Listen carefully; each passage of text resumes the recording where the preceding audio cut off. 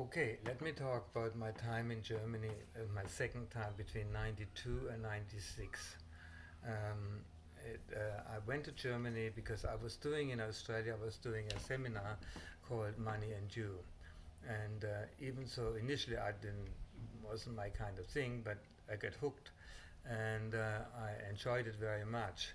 There were several aspects to it, but I can talk about them later.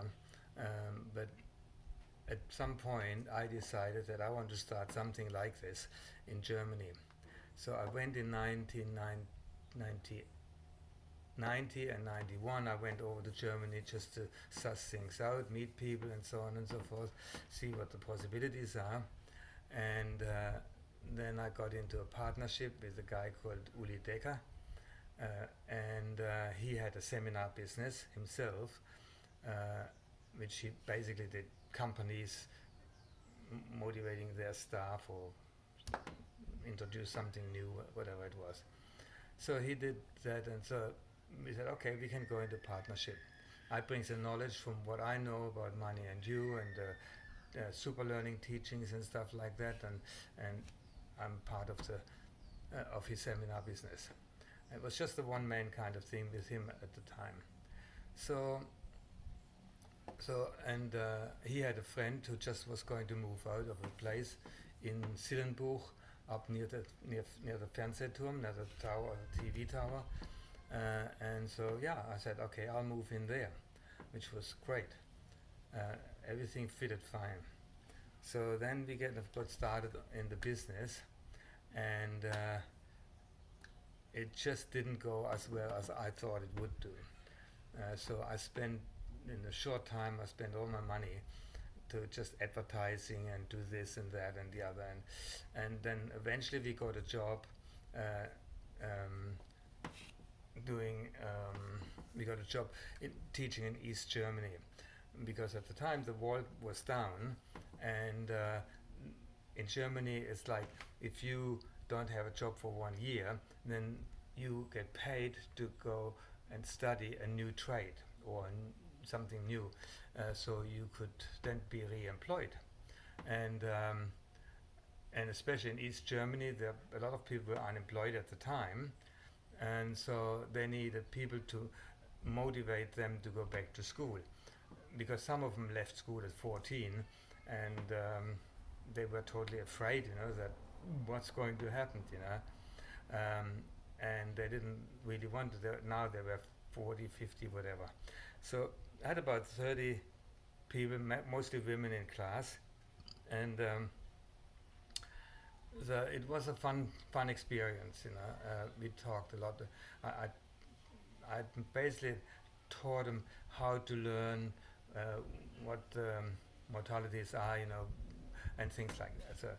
Uh, so, so Mondays we drove over to Dresden, Aue, or other towns, and for a week, and then we drove back home again. So that was it. And one thing I learned, obviously we stayed at houses like bed and breakfast places, um, and the interesting part there was that at one point I asked one of the families, the head of the family there, I asked him, so how it was in the communist environment. And he said, well, he said, it wasn't too bad. I mean, we couldn't freely say what we wanted to, and there was spies everywhere, but like for instance, and they didn't produce much either. He worked in a factory, and he says if he had a problem with his central heating, which they had good life, um, if there was a washer or something wasn't working, he would take it to his factory, and then basically the factory, it's exaggerated now, but the factory would stand still, at least his area, until he had this washer. They would make it for him, and then everything would be fine again, and that's going. So they were holding together a lot more than they're at the time when I talked to him. He says everybody does things for themselves, like it is in our society here, to some extent, to most extent. Anyway, the other experience I had, when Uli, my partner, he had over the Jaguar, and his Jaguar broke down in, I think, Aue, which is one of the towns. And he was in a total panic because, I mean, you know, like we're in East Germany with their little cars and stuff like that. What would they know about a Jaguar? And it broke down, but there's no choice. He had no choice. He had to take it. We had to take it to a car workshop, repair workshop. So we did. And man, when we drove in there, when we more or less pushed the car in there, they were all drooling. They'd never seen a car, or they've seen it of course, but they haven't not worked on one of those cars. And so man, they all 4 or 5 guys were standing around the car and looking at it, and they fixed it, man. They fixed it within about 2 hours. The car was running beautifully. Never broke down again, as far as I know. But they fixed it within 2 hours, didn't charge us. They had so much fun looking at this car and seeing how it's done. The mechanic, they were absolutely tops, you know. But they had to fend for themselves for a long time, and they didn't have the tools we had in the West in a lot of cases. So it was an experience I had there. Anyways, so that was that. But eventually we ran out of work, and I had run out of money. And so on the side, I just tried to do smaller jobs.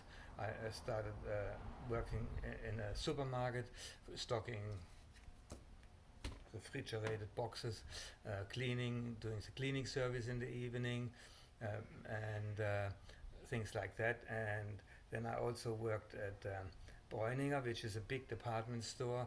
I kind of worked in the men's section. I was in charge of steam trains. You know, they had the little steam toy trains. I was in charge of that. And at Bräuninger also, the woman who employed me, HR person, was Marion, and I was in a relationship with her later on then. Then I worked at another toy store up in Sillenbuch where I was living, and what else did I do? Yeah, I did some gardening for people, cutting lawns and stuff like that. That was another one I did, and there was one other one I can't remember. Anyway, oh yes, that's right. In the pizza store, I was making pizzas, so I could flip them and everything like that. I was just kind of, I was very good at that.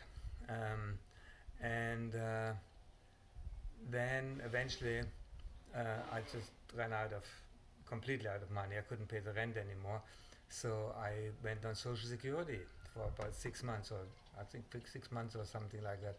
I went on Social Security, and in the meantime, also in order to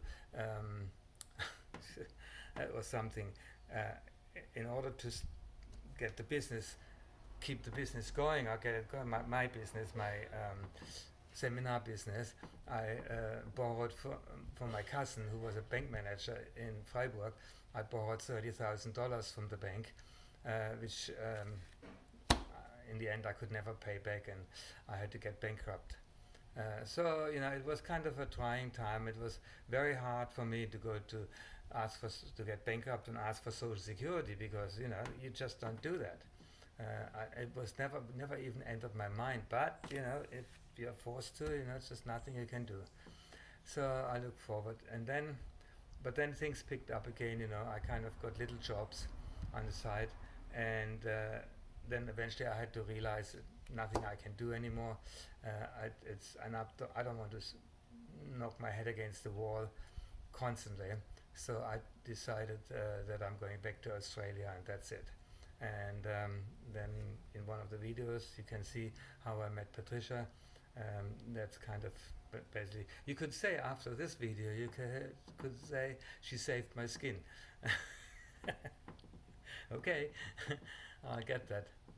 So that's me for my time in Germany. Okay, good.